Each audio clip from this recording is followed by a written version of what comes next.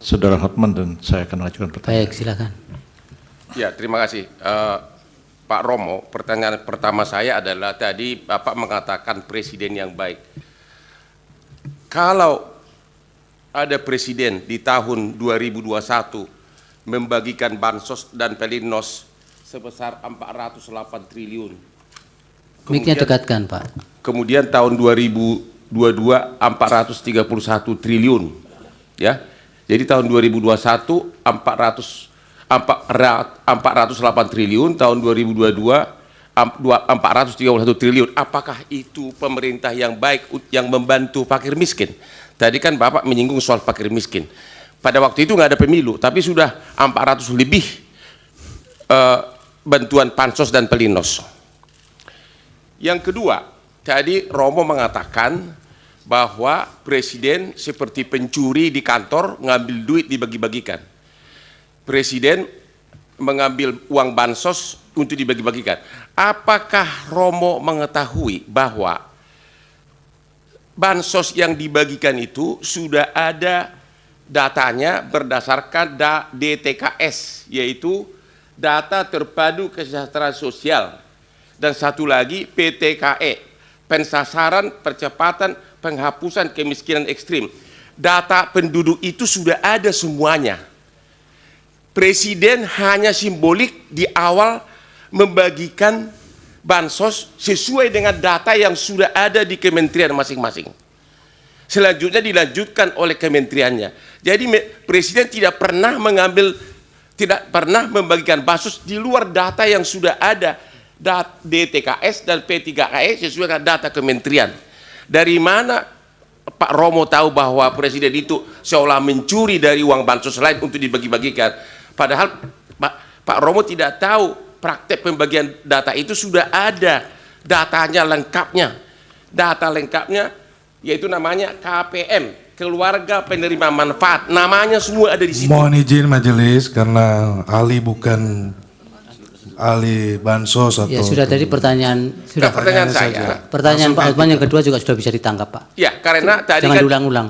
Beliau mengatakan presiden seolah-olah pencuri mengambil uang untuk bansos, makanya saya tanya, itu dia tidak ambil tapi ada datanya semua. Iya, sudah. Terima Itu kan kasih. Ya, baik.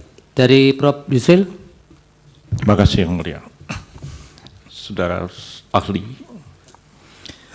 kita paham dalam filsafat bahwa etik adalah filsafat tentang moral, filsafat tentang praksis manusia. Apa yang dikatakan Immanuel Kant, du sollst nicht, apa yang harus, apa yang wajib, apa yang tidak wajib.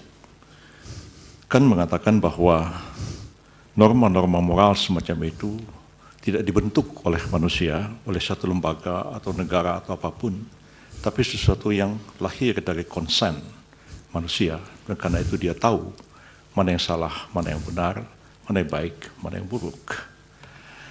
Kalau kita mengikuti filsafat semacam itu, kita sampai pada kesimpulan bahwa norma etik sebenarnya lebih tinggi daripada norma hukum. Bukankah Aquinas mengatakan bahwa norma hukum yang bertentangan dengan norma moral tidak pantas dianggap sebagai suatu norma hukum? Itu dalam semua teologi yang tentu Romo lebih paham daripada saya. Pertanyaannya, pada sisi lain kita mengenal teori tentang hierarki perundang-undangan, hierarki norma di dalam hukum itu sendiri. Kita mengenal ada norma yang lebih tinggi, yang bersifat lebih mendasar, ada norma menengah, ada norma rendah, ada norma yang bersifat pengaturan-pengaturan teknis. Saya agak khawatir Romo confuse, Romo, antara etik dalam filsafat dan etik yang dibicarakan dalam forum ini, yaitu etik yang terkait dengan kode etik yang menjadi kewenangan dari Mahkamah MK, jadi kewenangan DKPP untuk melakukan pemeriksaan dalam satu proses peradilan etik. Etik seperti itu, saudara saksi, agak berbeda dengan etik yang kita pahami dalam filsafat, dan berbeda konteksnya dalam hierarki norma-norma. Kalau merujuk kepada Kant, merujuk kepada Aquinas, merujuk kepada Ibnu Hazm atau Imam Ghazali, Prof. Yusril terlalu lama teks di mengantarnya. atas. Pertanyaannya apa? Ya, pertanyaan akan segera. Tapi kode etik yang sekarang ini adalah kode etik yang diperintahkan oleh undang-undang. Dalam undang-undang MK, dalam undang-undang KPK, dalam undang-undang advokat. Dan itulah yang diadili, yang dijadikan dasar mengadili pelanggaran kode etik. Bukan pelanggaran kode etik seperti yang dipahami oleh Immanuel Kant dan Thomas Aquinas. Apakah Roma bisa membedakan antara norma dalam filsafat, norma etik dalam filsafat, dan norma etik dalam pengertian norma etik yang dibentuk atas perintah satu undang-undang yang kedudukannya tidak akan mungkin lebih tinggi daripada undang-undang itu sendiri. Persoalannya adalah apakah pelanggaran etik dari filsafat membawa implikasi kepada penyelenggaraan negara harus begini seperti yang Romo katakan, ataukah pelanggaran kode etik sebagai code of conduct di dalam norma etik yang dijadikan dasar keputusan DKPP dan MKMK, apakah itu akan menggeser satu keputusan yang didasarkan atas norma undang-undang? Mohon Romo jelaskan persoalan ini. Baik, dari Bawaslu ada pertanyaan? Dari Hakim yang mulia Prof. Arief, silakan Prof. Baik, terima kasih Yang Mulia Ketua.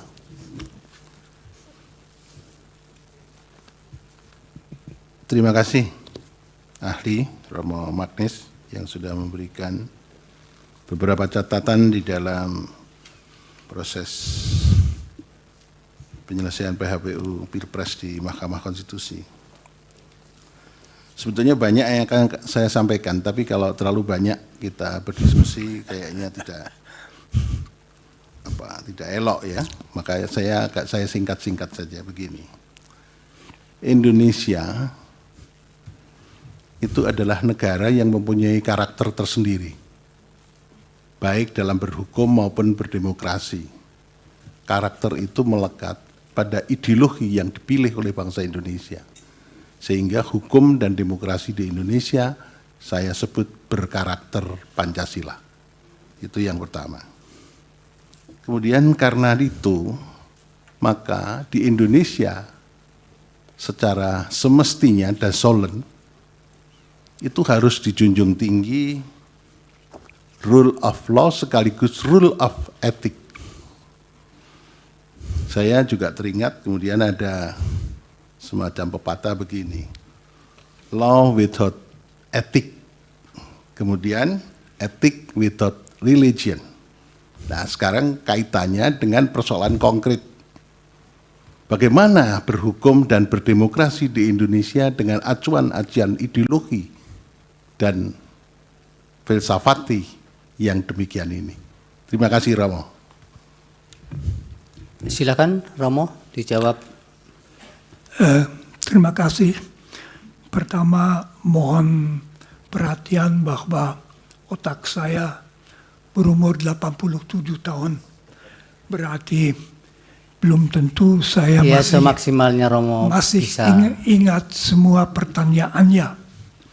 Kalau saya mulai dari belakang,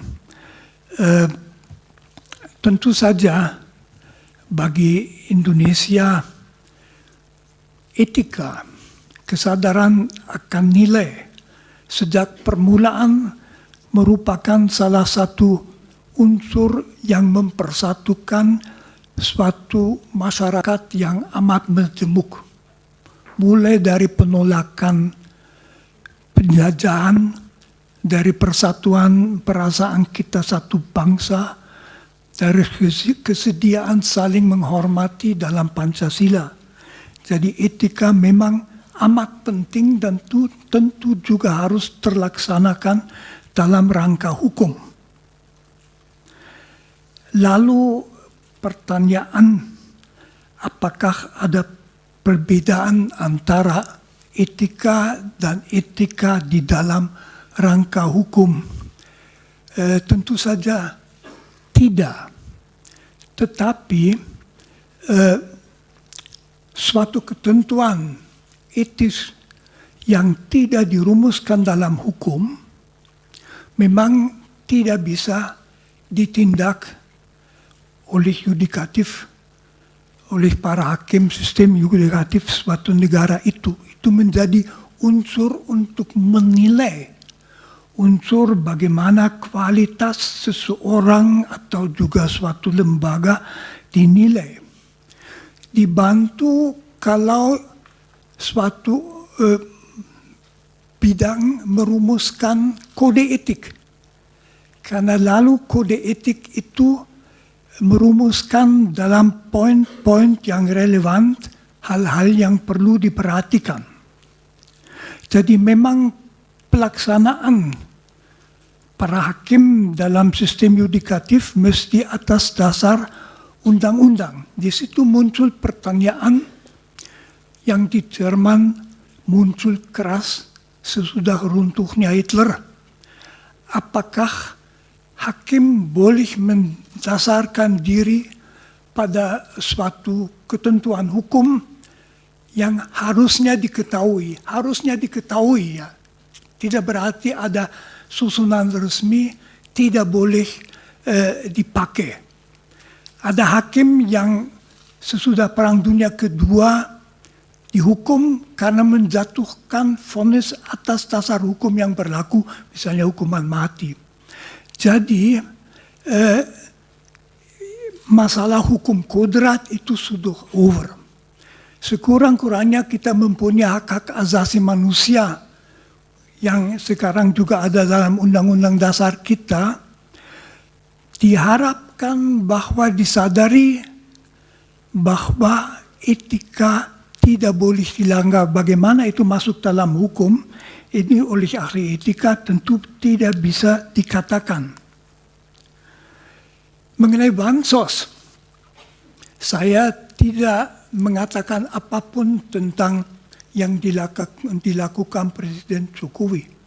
Saya melakukan kalau seorang presiden yang sebetulnya tidak mengurus langsung kementerian, mengambil bansos yang sudah disediakan di situ untuk kepentingan politiknya, maka itu pencurian.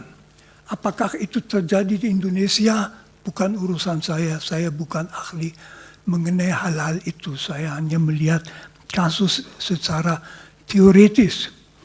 Tetapi misalnya kalau dibagikan tanpa memperhatikan bahwa itu untuk para fakir miskin, ya itu saja sudah susah. Lalu mengenai dampak kalau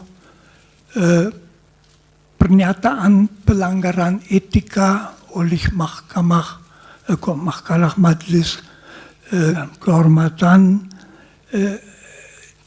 diabaikan. Tentu saja itu memberi kesan bahwa asal ada kekuasaan,